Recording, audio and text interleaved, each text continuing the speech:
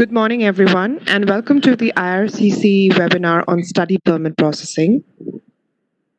Thank you for joining us in the webinar today. And the format that we will follow in the webinar is we will have a presentation where we will share the information and details about the current study permit processing system in place. And then we will address questions and answers received through you during the presentation. So please type in your questions in the Q&A box only and not in the chat box. And please note that because we have a huge number of participants, we do receive a lot of questions. We will not be able to answer each and every question. And a request to you is that please do not keep typing in the same question over and over again, because it actually tends to get lost and we end up not answering the question. And when you are typing in the questions, please remember that we will be addressing questions which are generic and which will be beneficial for everyone.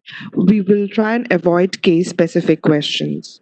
So with that, I would like to welcome you once again for the webinar today. My name is Anindita Burakohai, and I am the Outreach Officer for IRCC Delhi. And to take over the presentation today, we have my colleague Shikhir Gupta, who is the Outreach Officer for IRCC Chandigarh. So, Shikhir, I'm handing over the mic to you now for the presentation. Thanks, Anandita. Can you please confirm if my voice is clear?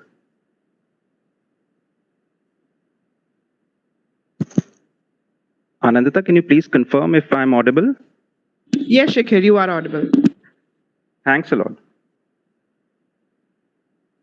So very good morning, everyone. And thank you for tuning into our webinar on study permit processing during COVID-19 pandemic. My name is Shikhir, and I'm the Outreach Officer at the Consulate General of Canada in Chandigarh. The target audience for this webinar are students from India who are interested in pursuing a Canadian post-secondary education. Before we begin, please note that the contents of this webinar are valid only as of today. For the most current information on IRCC processes and travel restrictions to Canada, please visit our website www.canada.ca/immigration. So now let's begin. International students make significant cultural and social contributions to Canada. They also generate more than $21 billion in economic activity. Since the onset of the pandemic, IRCC has implemented a number of temporary policy changes to support and reassure international students and designated learning institutions. The fall 2020 semester has by far the largest international student intake throughout the academic year, and this is fast approaching. The most recently implemented measures were introduced on July 14th and are aimed at this upcoming cohort. The changes will continue Canada's reputation as a premier destination for international students, and they will demonstrate the importance of the International Student Program and the contributions international students make to Canada. We strongly encourage students to still consider studying at Canadian institutions, even if many DLIs have moved their fall 2020 semester to an online format. Moving on our agenda for today, we'll cover the following topics. Number 1 is why you should consider studying in Canada. Number 2 is how the application process works. Number 3 will be restrictions to travel to Canada. Number 4 will be the exemptions to those travel restrictions.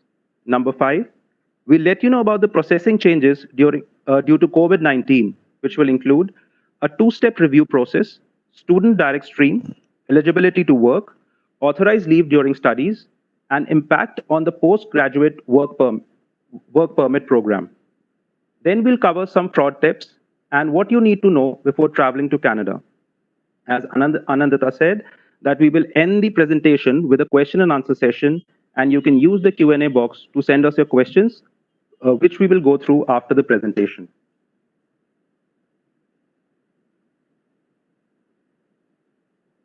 Before we get started on some of the important changes put in place, let's focus on why should you study in Canada. Number 1 is world-renowned qualifications.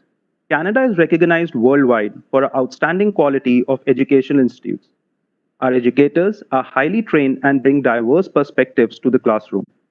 At the university level, 2 out of every 5 academics hold at least one international degree. And we have 11 of the top 250 universities worldwide. Number 2 is affordable education. Canada is known for having some of the lowest university tuition fee among English-speaking countries. Whatever your budget may be, you'll find something just right for you in our diverse range of education options. Number 3 is safe and multicultural communities. We are proud to say that the warm and friendly stereotype about Canadians is true. When you come to Canada, you will find a welcoming country with a unique Canadian culture that embraces diversity. Last but not the least is a path to a promising future. Canadian colleges and university students graduate with a strong earning potential.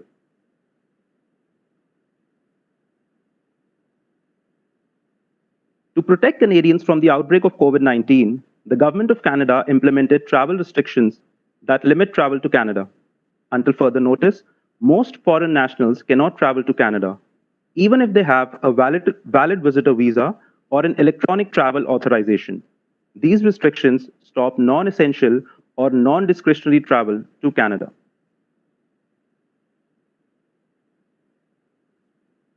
In this slide, let's look at the travel restriction exemptions for students in more detail. Not all students will be able to travel to Canada under the current travel restrictions.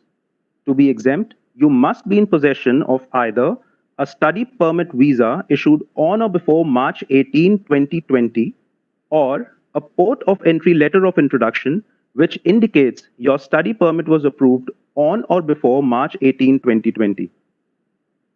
Equally as important, you must also be able to demonstrate that it is essential for you to travel to Canada. For example, you have in-person classes, or you are already in the middle of a program of study and need to return to it. You can demonstrate this by providing a recently dated letter from your designated learning institute that explains why you physically need to be in Canada for the fall semester. These documents must be provided to the airline at the time of boarding and to CBSA once you reach a port of entry in Canada. Failure to do this may result in denied boarding of your flight or being forced to return from Canada at your own expense. We will not provide any travel authorization letter for students. All you need to travel is your visa or port of entry introduction letter and evidence of your essential need to travel. It is very important to note that you should not travel to Canada until at most 3 weeks before the start date of your class, for which your physical presence in Canada is required. For those who have already been issued visas for a previous semester but were not able to travel to Canada to attend, please send us a copy of your new letter of acceptance and advise us of your new start date. You can send these documents to us via a web form. Now let's look at what processing changes have been introduced as a result of the pandemic. Visa application centers, also known as VACs, are currently closed. This means we are unable to accept any paper application submissions. As such, only online submissions are being accepted. On the IRCC website, we normally publish processing times for each of our missions for all our lines of business. Please note that these processing times are no longer accurate, as there are processing delays due to reduced staff at the mission. That being said, IRCC is working very hard to process all visa applications in time for the fall 2020 semester. To do this, we need your help by submitting your application as early as possible and submitting all of the required documents as soon as possible. We are aware of many service disruptions that are causing delays in submitting a complete application. For example, we know that VACs remain closed. This means that there is no mechanism to submit biometrics at this time. We know that panel physicians are operating at limited capacity. This means that it may take longer for you to obtain an appointment to complete your immigration medical exam. We also know that some businesses and schools remain closed or are operating at limited capacity. This means that it may take longer for you to obtain the supporting documents you need for your application. All of that being said, we will not refuse any applications for non-compliance or failure to submit the requested documents at this time. This means you do not have to worry about the deadline specified in the request letter sent to you. However, we will not refuse any applications for non-compliance or failure to submit the requested documents at this time. This means you do not have to worry about the deadline specified in the request letter sent to you. However, we will not refuse any applications for non-compliance or failure to submit the requested documents at this time. This means you do not have to worry about the deadline specified in the request letter sent to you. However, Note that we will not be able to complete the processing of your application until all required and requested documents have been received. So it is in your favor to submit these documents to us as soon as possible. The exception to this are the following 3 documents you must provide upfront or your application may be refused. First is the application forms. You do not have an application unless you complete the IRCC forms required. Second is the fee. This includes both the study permit processing fee and the biometrics fee. Third is the letter of acceptance, also known as LOA, from a designated learning institute in Canada. This is mandatory for you to submit with your application. Please note that we cannot physically issue any visas until the WACs reopen because we have no mechanism for two-way transmission of passports between you, the client, and us, the visa office. We are, however, attempting to return passports for any existing paper files at the mission, as we realize this is an important identity document for you. Any documents mailed directly to the mission will be returned to the sender, so please do not attempt to send your passports directly to us. Please wait for the WACs to reopen. So I've previously indicated that only those with visas issued on or before March 18 may travel to Canada under the current travel restrictions. The recently introduced measures address applications which have not yet received approvals as of March 18th. Here are those measures. If your program of study will qualify you for a postgraduate work permit, also known as PGWP, and part of your course, that is fall 2020 semester, has been moved to an online format because of the pandemic, the time spent on the online portion while outside of Canada will still count towards time on your PGWP. However, the online portion must be 50% or less of your entire program of study. This means you will still need to complete at minimum half of your program in Canada for all that time you count towards your PGWP. Number 2 is that online study permit applications will be prioritized. A 2-stage approval process will provide some breathing room for students who are not yet able to provide biometrics or medicals. The first stage is the approval in principle, also known as AIP. This is essentially the eligibility assessment of your application. If you receive an AIP approval, your online course time will count towards time for your PGWP. This means you do not have to wait for a visa to be issued.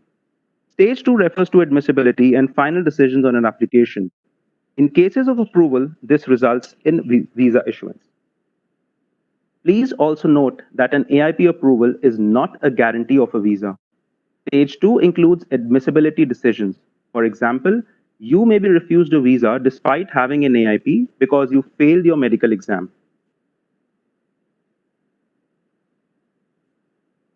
This chart explains the process from start to entering Canada.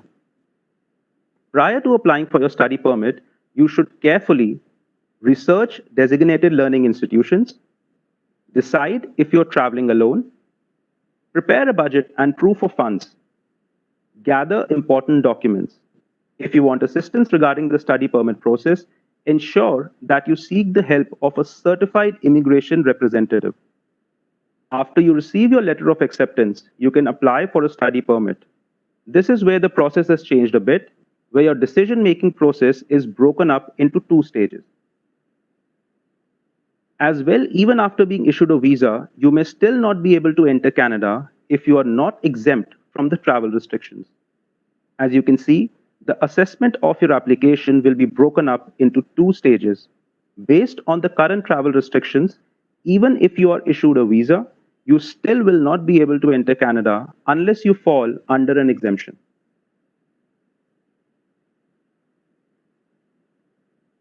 So the AIP applies to applications which have not yet received a final decision as of March 18th.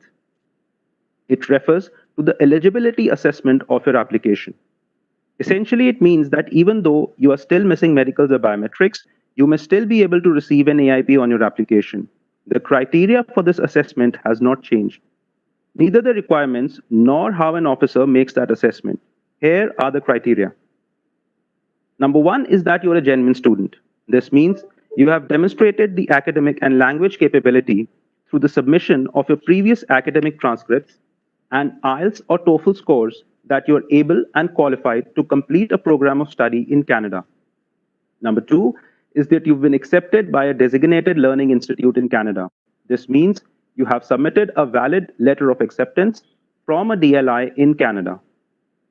Number three is that you have sufficient funds to pay for your studies, living expenses, and transportation without working.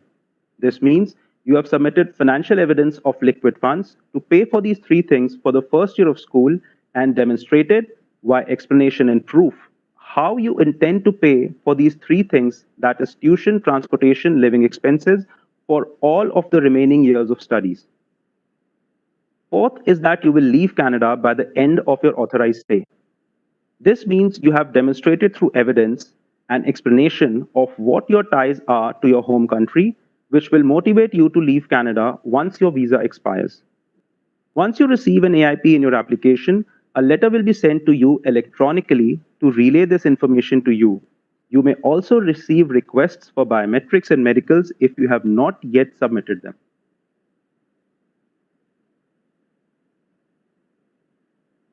This slide provides a list of basic documents required to receive an AIP for the SDS and non-SDS stream. Let's look at the SDS list of mandatory requirements for an AIP. Number one is that you need a valid letter of acceptance from a designated learning institute in Canada. Number two is you need to provide IELTS test result demonstrating 6 in each band. Only in-person test results will be accepted. We are not accepting online test results. Number three is that you need to show a receipt or documentation from the DLI that tuition has been paid for the first year.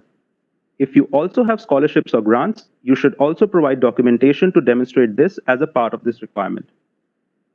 Number four is that you have to provide a receipt for a GIC of 10,000 Canadian dollars. Number five is to submit most recent secondary or post-secondary school transcripts. And last but not the least is that for Quebec-bound students, you need a CAQ. Now for the non-SDS streams, these are the mandatory documents for an AIP. First is to submit a valid LOA from a DLI in Canada. Number two is to provide IELTS, TOEFL, or PTE test results. No online English test results will be accepted. Number three is to show documentation that demonstrates you have in liquid funds and enough money to pay for tuition, living expenses, and transportation for the first year of school, plus an explanation and evidence of how you intend to pay for all of the remaining subsequent years of school without relying on working in Canada. Fourth is to submit your most recent secondary or post-secondary school transcripts. And last but not the least, you need a CAQ for Quebec-bound students. Additionally, we would recommend you to submit a letter explaining why you choose your program of study. Admissibility assessments are made after AIP and before visa issuance. They include assessments such as medical, criminality, and biometrics, among other things. This means that you must, number one, provide biometrics. Number two, complete your immigration medical exam. Number three, answer all questions truthfully and completely. This includes declaring all previous visa refusals for all countries, providing all of your background history for the last 10 years, and being truthful about any previous arrests and criminal history. And lastly, you must always submit only authentic documents.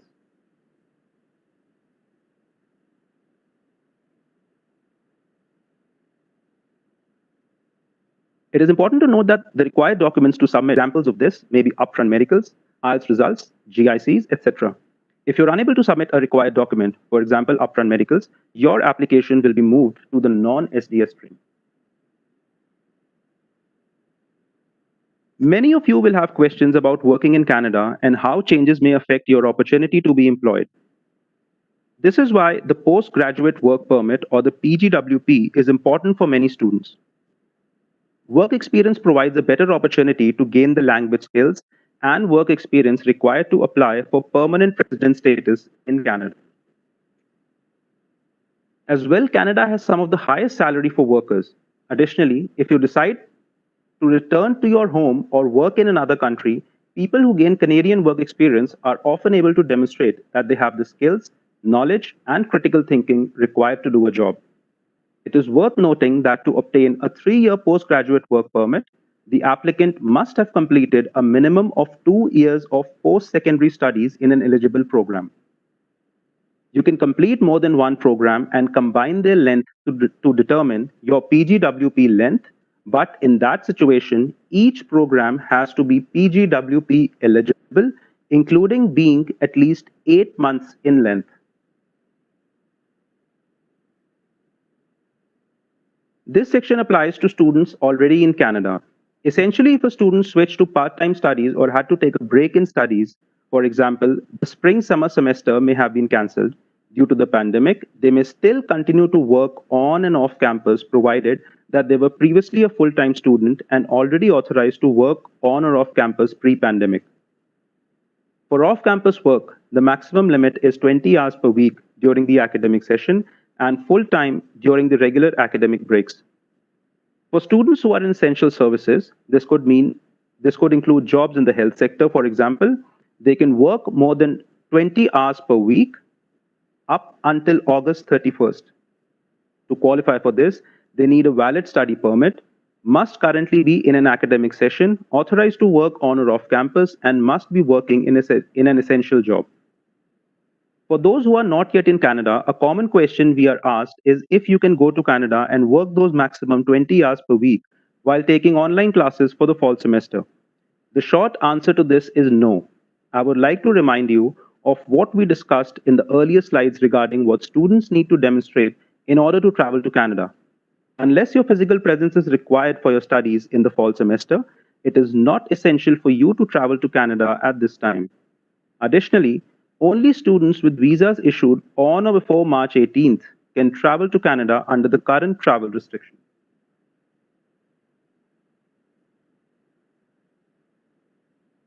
So we have heard your concerns about having to pause mid-studies for one-year programs so you do not exceed the maximum allowable time on online studies outside of Canada in order for the entire program to count towards your PGWP. We are pleased to introduce new measures to address this. Here are the latest changes. If you are unable to travel to Canada at this time due to travel restrictions, your eligible online studies will count towards your PGWP if you already have a study permit, you already have been approved for a study permit, or you will apply for a study permit before beginning your program of studies in January 2021. If you fall in any of the situations listed above, you can complete up to 100% of your program online while outside of Canada if your program is between 8 and 12 months in length and you started your program of study between May and September 2020. This essentially means that taking an entire one-year program online outside of Canada may qualify the entire program for a PGWP. You can complete up to 50% of your program online up until April 30, 2021, while outside Canada if you also eventually complete at least 50% of your program in Canada. Additionally, you can complete up to 50% of your program online up until April 30, 2021, while outside Canada if, number one, you graduate from 2 different programs within 2 years of each other, and each program is at least 8 months in length, and at least one of the programs started between May and September 2020, and at least 50% of the combined programs is completed in Canada. This means that you could potentially complete a one-year program outside of Canada and then take another one-year program in Canada, and both programs will give you the maximum allowable time towards your PGWP. If you decide to study and work in Canada, you may then decide to make Canada your permanent home. To begin this process of applying for permanent residence in Canada, you must submit your profile in the Express Entry online system. This will show you how many comprehensive ranking system points you have based on your education, work experience, language ability, and other factors. On a regular basis, IRCC invites the candidates with most points in the Express Entry pool to apply for permanent residence through one of the federal economic immigration programs. If you're invited to apply for permanent residence, your invitation will tell you which program you need to apply through and will have 60 days to submit your application. There are other options to apply to immigrate permanently as a worker outside of the express entry system. Some examples include the Provincial Nominee Program and the Atlantic Immigration Pilot.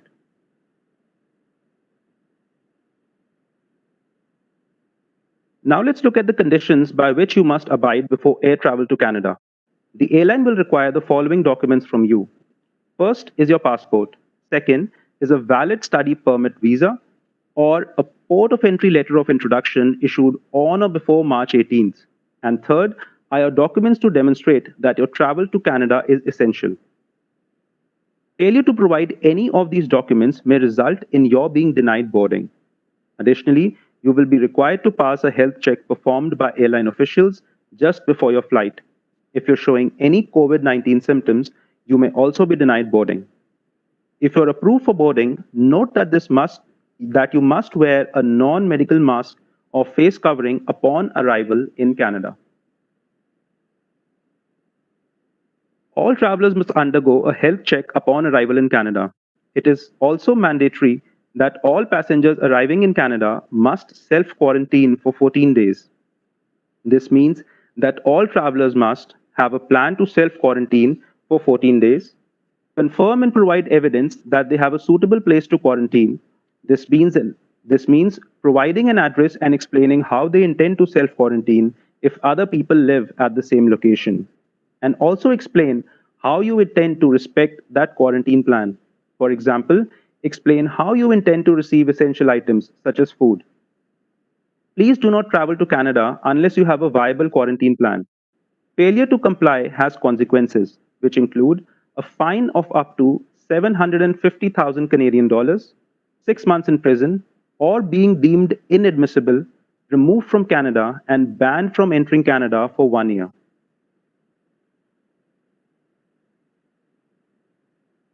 In this section, we want to inform you of various fraud activities and misinformation related to immigration applications. You may scan the QR code on the screen as I speak. It is most important to protect yourself. We always say that if something sounds too good to be true, it probably is. You should never share your personal information with unauthorized agents. You should also never believe any claims guaranteeing you a visa. Each application is assessed on its own merit by a migration officer. Second are fraudulent websites and scams. Websites and social media accounts may claim to be from the Government of Canada. Applicants are tricked into transferring money for services that will never be provided to them. Our official website, once again, is www.canada.ca/immigration. Then we have email scams. IRCC will never send you an email from a personal address like Hotmail or Gmail. IRCC addresses always end in .gc, .ca, or canada.ca. We also have telephone scams. Please remember that IRCC will never ask you for any sort of payment by telephone. Regarding unauthorized agents, examples of unauthorized agents includes authorized agents include members of law societies in Canada, members of the Chambers des Notaires in Quebec, and members of ICCRC, that is Immigration Consultants of Canada Regulatory Council, is a regulatory body for immigration consultants in Canada. You do not have to use an agent to submit an application, but if you choose to use one, make sure they are legally authorized to represent you. Please visit our website for more information. With respect to agents, we understand that many schools use education agents to recruit students. This is perfectly acceptable as long as their activities are restricted to recruitment. This means that they should not be providing any immigration services or advice unless they are also an authorized agent. For more information, here are the many ways to connect with us and find more information. We have the IRCC website on the screen, the High Commission website, and our social media handles on Facebook and Twitter by the name of Canada in India. We also have a YouTube channel in which you can find various tips with regard to fraud and other important information. This brings us to the end of the presentation. I would now request Anandita to please address your questions. Thank you. Thank you, Shakir. Hope the information that Shakir shared was helpful, and we will also continue with our webinar now by addressing the questions that we have received. As mentioned right at the beginning of the webinar, at the start of the webinar, that the questions we will be addressing will be generic so that it benefits all the participants that we have today. I will start with the questions category-wise, and we will proceed accordingly. So the first questions that I will take up are based on essential travel. The first question is, how do I demonstrate that my travel to Canada is essential if I have never lived in Canada? The answer to this is you need to consult your designated learning institute to determine if your entry into Canada is essential. If your entry into Canada is essential, then the institute should provide you with a letter clearly outlining why you must be in Canada. Neither IRCC nor the High Commission provides travel authorization letters for students. I am who traveled in March. This is the next question. I was not able to get a return flight after the lockdown took place. Can I travel to Canada now? The answer to this is yes. An essential reason to travel to Canada is if you were previously living in Canada and you are returning home, then you are allowed to travel to Canada right now. The next question, which is a very common question right now, given the current situation, is my Wi-Fi is not reliable from outside of Canada. So can I enter Canada to study? So the very short answer to this is that every student's situation is unique. It is important for you to consult with your DLI regarding options for studying online. If your bandwidth is not suitable, you should look at different options such as upgrading your Wi-Fi. Unless and until your DLI advises you that in-person attendance is essential, you cannot enter at this time. The next question is, what if my DLI does not provide online courses and requires me to be in Canada, but I received my visa approval only after March 18th, 2020? The answer to this is that you will not be able to travel to Canada under such circumstances, given the current travel restrictions, even if your DLI requires you to be in Canada. And in this case, what you should do is consider deferring your studies. The next question is, can I still go to Canada and work 20 hours a week off campus if my classes are online? The very short answer to this is no. If your classes are online, you would not have an essential reason to travel to Canada, and hence you will not be able to work off campus. The next question is, I was not allowed to board the aircraft leaving for Canada even though I have a valid study permit issued before March 19th. What should I do? So the final determination to allow a traveler to board an aircraft is made by the airline and often in consultation with the Canada Border Services Agency. So it is your responsibility, the traveler, to have documentation that clearly shows that your travel to Canada is essential. Now I will move on to a few questions related to the current two-stage assessment process which is in place. And we seem to have received a lot of questions around those. So I will try and address all of those so that it is beneficial for everyone who is listening to us today. So what documents must I submit before September 15th, 2020 to be eligible for the two-stage processing? So there are 3 mandatory documents that you must submit. Your completed IRCC application form, proof that your fees has been paid for your application as well as for your biometrics. Even though right now you are not in a situation to submit biometrics, you still need to pay the biometric fee right now. And another very important and mandatory document is the letter of acceptance from your designated learning institute in Canada.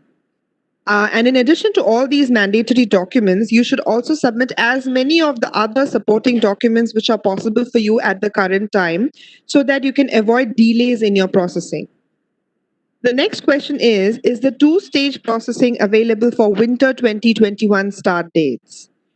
The answer to this is no. The two-stage processing is currently only for programs that are starting or have started in the spring, summer, or fall of 2020.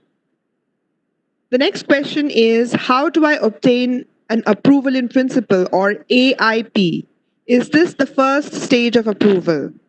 So, approval in principle happens in the stage one or the first stage of the review of your application. It is granted when a visa officer is satisfied that you, as a student, are eligible to study in Canada and you will abide by the terms and conditions of your study permit and that you will leave Canada after your authorized stay in Canada. The next question is, what documents must I submit to receive AIP? So I will first address this with regards to SDS or Student Direct Stream. So the documents in this situation would be a letter of acceptance from your DLI, your IELTS test score showing that you have scored a band of 6 in each of the modules, your entire tuition fee paid for the first year of studies, a guaranteed investment certificate of 10,000 Canadian dollars, your most recent secondary or post-secondary school transcripts, and if you are a Quebec-bound student, then of course you need to show your CAQ. What about documents that you need to submit if you are applying under non-SDS? And this is for in order to receive an AIP. The documents in this case would be a letter of acceptance from a DLI. Of course, this is always mandatory. Your English test results. And as Shikhir mentioned in his presentation, the only tests that we are still accepting are IELTS, TOEFL, and PTE. And no online versions of any of these tests are going to be accepted. So no IELTS indicator, no Duolingo, I'm sorry, no IELTS indicator, no Duolingo, nothing of that sort will be accepted. It is still the traditional IELTS, TOEFL, and PTE tests. You also have to show evidence of financial ability to pay for your tuition, your transportation, and your living expenses in Canada, and your most recent secondary and post-secondary school transcripts, and in case if you are going for a Quebec institute, then your CAQ. The next question is, what do I do if I cannot submit a document within the requested time frame? So currently, we are aware that there are restrictions with regards to a lot of VACs not being open in India, a lot of the panel physicians not operating full time. So IRCC will not refuse any application for non-compliance or failure to submit the requested documents at this time. But please remember to submit the requested documents as soon as you are able to, even if the deadline for the submission has elapsed. However, you have to know that without receiving your full application documentation, including the supporting documents, IRCC will not be able to complete the processing of your application. The next question is, how will I know that I have been granted an AIP? The answer to this is that a letter confirming your stage 1 approval will be sent to your online account. The letter may request you to complete the rest of your requirements, like your biometrics and your medicals. If you have not already done so, in order to be issued a study permit, you need to share those with us, like I said, as early as possible. The next question is, if I am granted an AIP, can I assume that once I complete my biometrics and medicals, I will get a student visa? So the answer to this is actually no. AIP is not the same as being granted a visa, or it is not the guarantee of a final visa issuance. The officer will need to establish that you meet admissibility requirements. And admissibility requirements were those shared by Shikhir during his presentation. You have to note that a second stage refusal is uncommon, provided that you are truthful in your application, that you have not provided any fraudulent documents to us, and that you comply with any additional requests immediately. The next question is, what requirements need to be completed to receive approval for second stage admissibility decision? So, in order to conduct this assessment, you must provide biometrics, you must complete your immigration medical exam, you must answer all questions asked in your application form truthfully and completely. This includes declaring all previous visa refusals for all countries, providing all background history for the last 10 years, and being truthful about any previous arrests and criminal history. And in addition to this, a very important thing that you must note is that you must submit only authentic and genuine documents to us. The next question is, what if my school starts prior to receiving my stage 1 or AIP approval? The answer is you can start school online prior to obtaining your AIP. If you receive AIP after you started school, all the time will still count towards your PGWP, provided that you submitted your study permit application before September 15th, 2020. So that is the date you need to remember. The next question, which seems to have come in from a lot of people, is, will I receive a refund of my tuition fees if my application is refused when I am studying online in India with a DLI in Canada? So IRCC has no say in this. This is something which you need to check with your DLI. So please consult with them and check with them regarding their refund policy. Now I will move on to a few processing time related questions because we have a lot of those questions. I will try and address the concerns that people have. So the first question is processing for SDS study permit applications faster than non-SDS applications? So there have been many service disruptions due to the COVID-19 pandemic, and we have not been able to maintain our standard processing times. We are working through our inventory of applications right now as we speak. Note that IRCC will not refuse applications for non-compliance or failure to submit the requested documents at this time. However, if you are not able to submit requested documents in a timely manner, we will not be able to complete the processing of your application until all required and requested documents have been received. The next question is, when can I expect a decision on my application? Again, I have to mention here that because of the service disruptions, our processing times are no longer accurate. So IRCC is working very hard towards normal service delivery standards. Applications meriting a refusal are being finalized at this time. So a lot of people who are asking over the Q&A box that why most of the people are receiving refusals and the rest of them are not receiving their responses. It is because of this reason that we are right now finalizing those applications that merit a refusal. So you need to check your online account or email in case you may have received a refusal letter.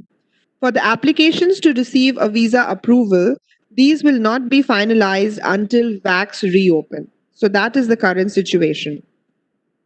What happens in case you have to submit your passport after you get your visa? So currently you have to wait for the visa application centers to reopen to submit your passport for a visa issuance. Please do not send your passport to any of our offices because we cannot accept passports at this time. And if you send your passport to any of our offices, it will be returned to you at your own expense without a visa. So please be careful with this. The next set of questions that I would be addressing now are the language tests. So the first question here is, can I submit a language proficiency test result that I completed online? What if my school has accepted that same test result for my admissions? Will that be sufficient in that case for an IRCC application? The answer to this is no. IRCC does not accept results from online language tests, like I mentioned earlier. There are no changes to the language proficiency assessment score that we require. The recommended tests are still IELTS and TCF or TEF for French. Test scores from Duolingo or any other online language test will not be accepted for any immigration application purposes, including for study permits. The next question is, what if my IELTS score is expired or about to expire? We, IRCC, will accept the IELTS results as long as they were valid on the day you submitted your application. So say, for example, you submitted your application in March, at which time your IELTS scores were valid, and by now they might have expired. You do not need to worry because we will consider the validity of the test on the date when you submitted your application, which in this case, in the case of this example, would have been March.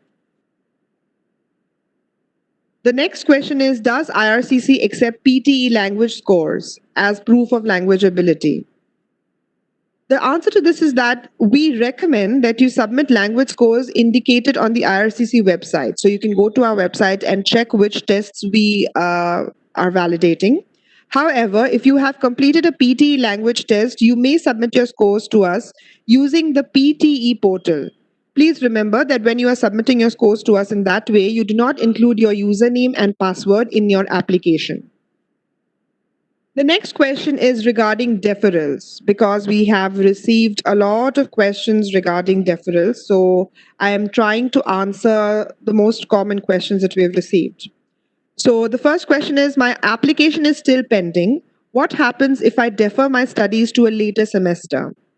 So the answer to this is that if you choose to defer your studies, that is completely your decision, of course, but you have to ensure that you submit a new letter of acceptance to us using the web form as soon as possible so that we can update your file. The next question is, I have received approval of my study permit, but I have deferred my studies. So how do I extend my visa? In this situation, you will need to apply for a new study permit with updated information. If you were in Canada, you could have applied for an extension of a study permit, but because extensions are only granted to students who are already in Canada, in your situation, you will have to apply for a fresh new study permit with all the latest information. And the next question is, can I defer my studies after I receive my AIP? So the answer to this is yes. However, you must submit a new LOA from your DLI as soon as possible. If you change your course of study or decide to study at a different DLI, the officer may reassess your stage 1 or your AIP decision. The next question is a very hot topic right now because of also the recent announcement which has been made. The next series of questions are addressing the PGWP or the post graduation work permit. So the first question is, what percentage of my studies can be online to be eligible to obtain a PGWP? The answer to this is that the online portion must be 50% or more of your entire program of study. This means you will still need to complete at minimum half of your program in Canada for all of that time to count towards your PGWP. The total program of study is calculated based on the number of courses completed in Canada.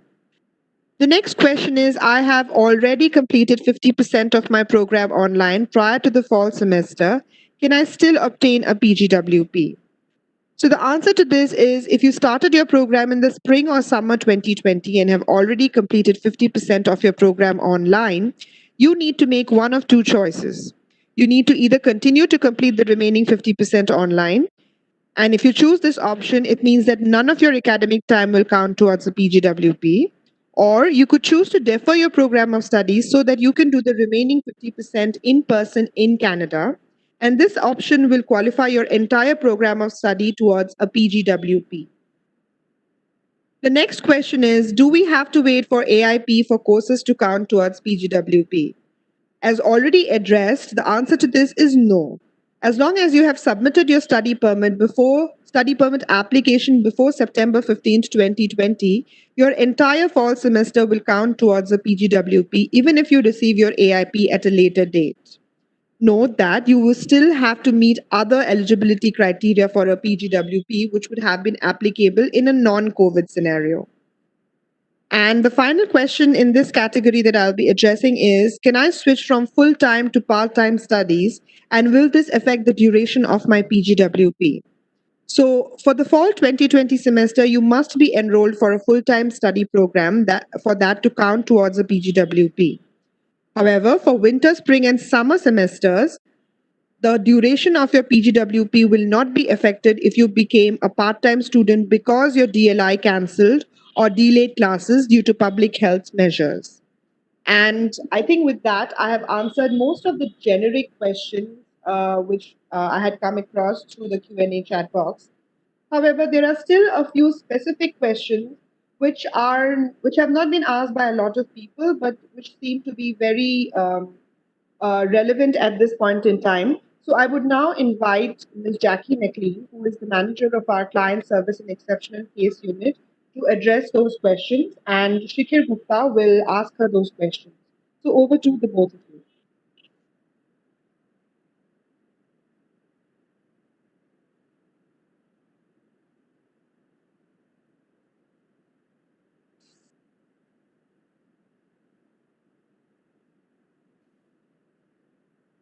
Hi, Jackie. Can you hear me? Yes, I can. Can you hear me? Yes, I can, Jackie. So, Jackie, one of the questions which has been coming in different versions is that why July SDS files are not getting any results as of now. Um, that actually isn't an accurate statement. The office in the mission is working very hard to provide approval in principle for SDS and non-SDS applications, as well as we not only have our office at the mission in Delhi, but we've asked our sister offices in Canada to also assist with student processing to make it a priority. So we are working through cases as quickly as possible to give students assurance by the time the fall session starts that they will receive approval in principle. Thanks, Jackie, for the clarification. The next question is that I have applied for a study permit for the January 2021 intake. Please clarify how IRCC would consider my file, whether under the two-stage approval process or a full visa approval. Will IRCC continue to two-stage processing for the winter 2021 intake or not? So if you're applying for the winter 2021 intake, then the two-stage approval is primarily for people that are applying for the fall session and apply before September 15th, 2020. So it's those two things.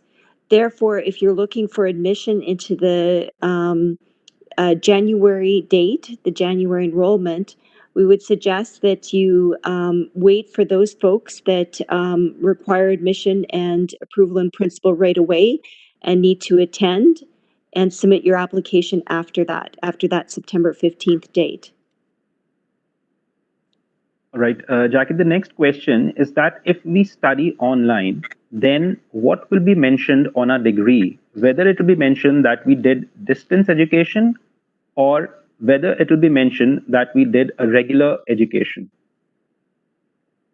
That's a good question. Unfortunately, it's not really up to immigration. Because I would imagine every institution will indicate that in a different way. So I would strongly suggest that you contact your designated learning institution to find out that answer. The next question, Jackie, is that can I work in India without any restriction while attending an online class in the fall semester? And the second part of the question says that will it in any way affect my PGWP or a future PR application if I apply in future and show my work experience for the while I worked in India? Actually, I find that a very interesting question. I've seen that a few times from students. And of course, you can work in India. There's no restriction. It's very different than the restrictions put in place if you are in Canada, meaning that you can only work the 20 hours.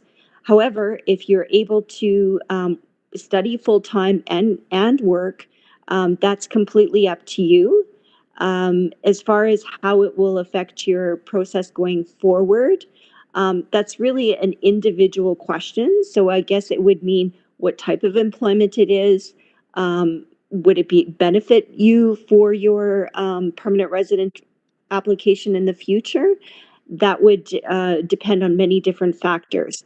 But I think the key point to that is you can decide whether or not you want to work in India while you study. We just hope that you really concentrate on your studies, though. Thanks, Jackie. So the next question is one that we get pretty often, is that what are the causes for refusal in the second stage? So we really want to be clear because I know that students are feeling very anxious about this, and they're very worried that even though they receive approval in principle, that their application will be denied at the second stage, and they might lose the potential is to lose a lot of money. And ultimately, we understand that a lot of students are after not just the education in Canada, but also the work experience. So the second stage of approval is based on your admissibility. So what I can say about that is that if you don't have a criminal background or security concerns, which we do not necessarily find very often in the student cadre, is that where we do find that some students may be refused at the second stage are if we find documents that are not authentic, if we found out that you misrepresented yourself on your application. In other words, if you had previously been deported or refused a visa from Canada or another country that you did not declare on your application, that would be reason for refusal at the second stage. The other point that I want to mention is some students are worried about medical, such as what if they have a mild case of diabetes, hypertension, things like that. And for medical cases, primarily where we have seen students fail a medical is not necessarily that they're failing the medical portion, but they're not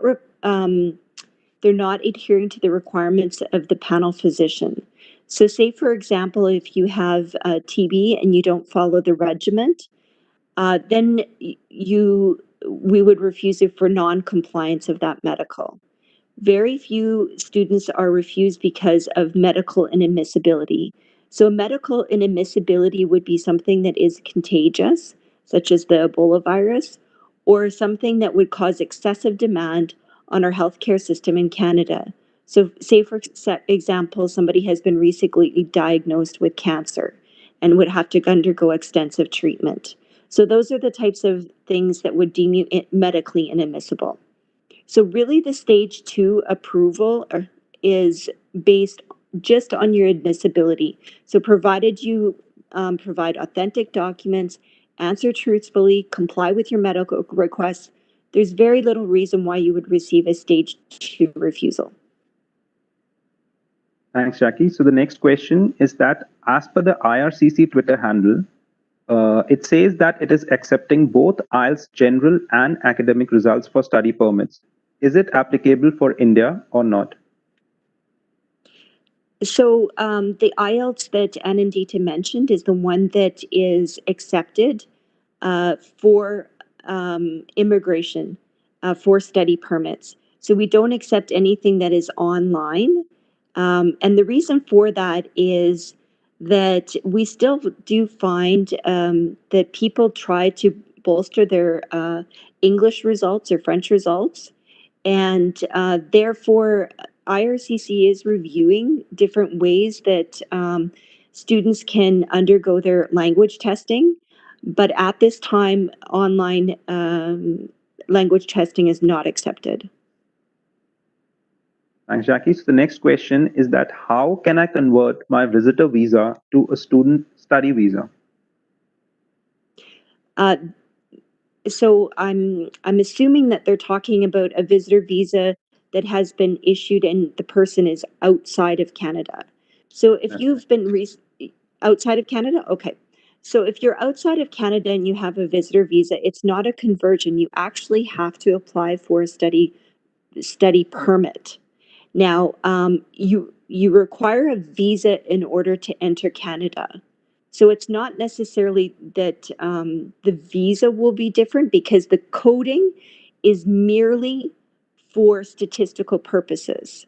However, if you go to Canada with only a visitor visa and your study permit has not been approved in the system, then you would not be able to be issued a study permit at the port of entry.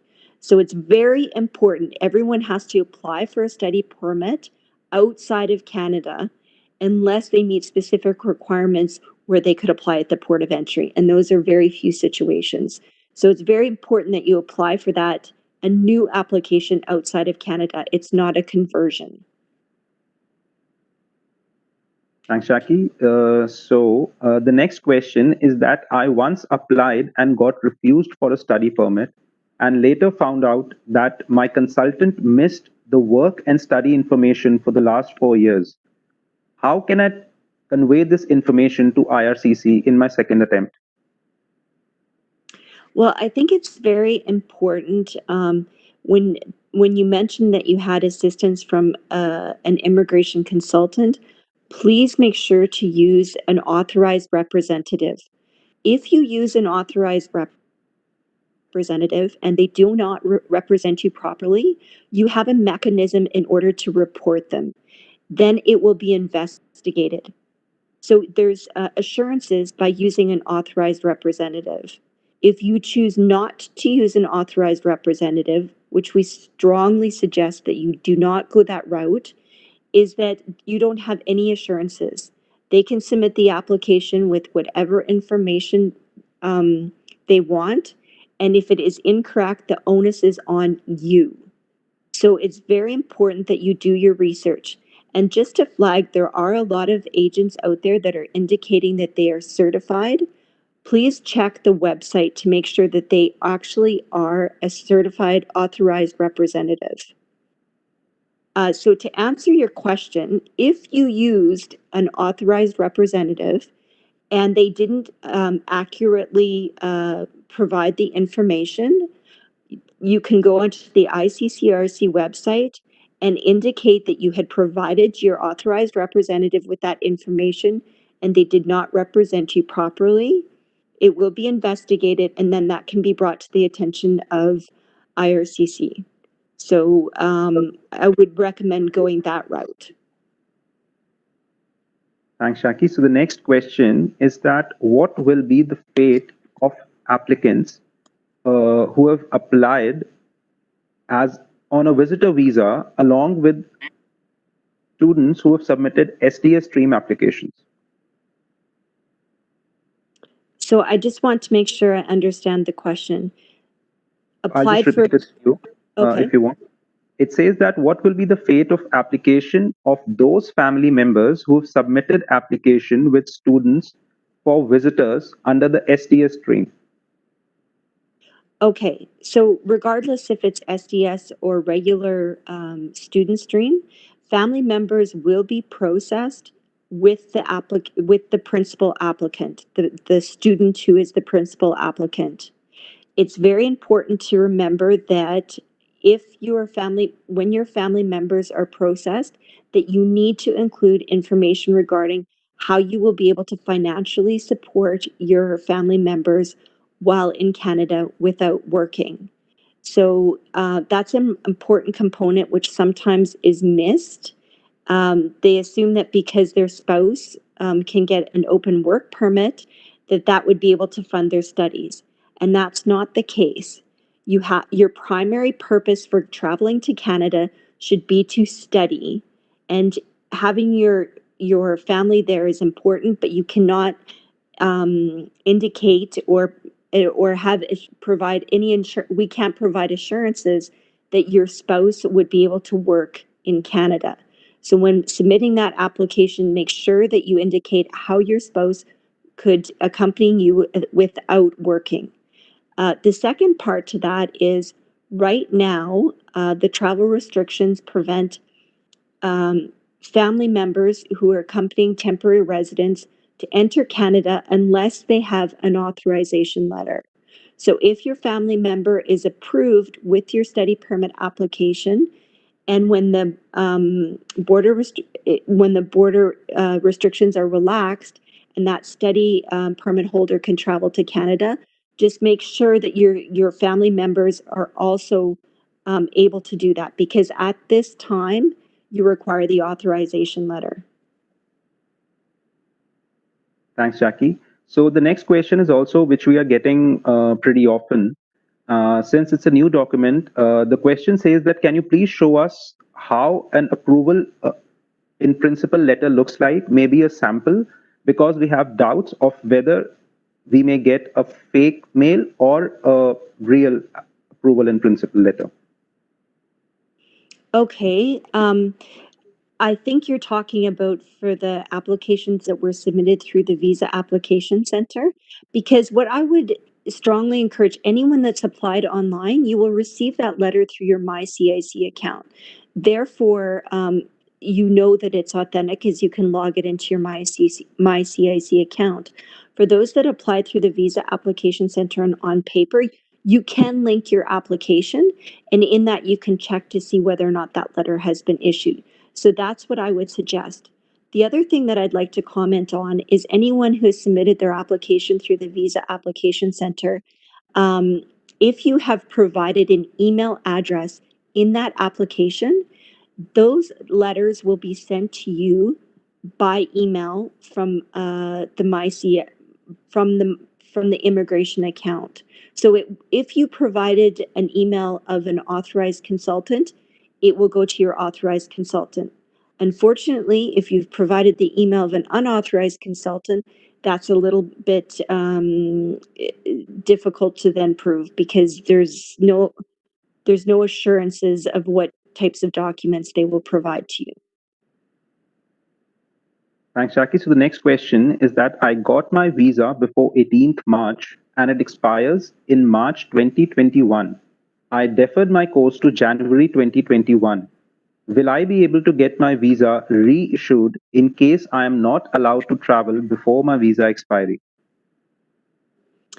So similar to one of the other questions is there's no extension of a visa. So when we're talking about visa extensions apply for when you enter Canada and you want to extend your study permit or extend your work permit. But there isn't anything to extend a visa. If you are outside of Canada and your visa has expired, you have to apply for a new visa. Right. The next question, Jackie, is that I've submitted complete application that is with biometrics, the police clearance certificate, medicals, and the letter of acceptance. Will my application decision still come in two parts? If you applied before September 15th, yes, we are focusing on approval in principle and to go through as many applications as possible in order to give assurances to students prior to their fall start date, which is happening very, very quickly. So the reason why we're doing that is in order to focus on providing that approval in principle. So even if you have a complete application, it's very likely that you will only receive the approval in principle at this time. And then once our visa application centers reopen, we will focus on the stage 2 processing, where we can go through and ensure that people have completed their biometrics and their medical. Thanks, Jackie. So I think this would be our last question for today and a rather interesting one. It says that if I do not attend online classes after getting my AIP, would it affect my second stage approval? No, it's up to you to decide whether or not you defer your studies, provided when you defer your studies that it is with the same institution, the same course of studies. If you defer your studies, and well, I guess it's then not really called a deferral, but if you choose to study in a different institution or a different course, and perhaps it's longer, then the officer will look at eligibility again to say, does this make sense? Do they have sufficient funds? So I would say if you're just deferring and it's the same program, same institution, and nothing is changing, then go ahead and defer your studies to when you're comfortable in either studying online or going to Canada at that time. Jackie, that brings us to the end of the questions for today. Would you like to give some closing remarks? I would. I just want to really reiterate that today's information is valid for today. Many of you will probably have seen that as recently as the day before yesterday, there was changes which would indicate that the postgraduate work permit can now be extended for if you complete your studies online for anyone starting in the spring, summer, or fall of 2020, and it would continue until April 2021. So that's a significant change. I think they're looking for ways to still attract students. Students are a very essential part of our economy and our culture. And so please stay tuned for further updates. because today's information is valid for today. So continue to follow us on Facebook and continue to check our website for up-to-date information. Thank you. Thanks, Jackie. So this brings us to the end of today's webinar. And just as Jackie said, I would reiterate that please keep following us on our social media handles for all regular updates. And also, please keep checking our website for all regular updates. Thank you.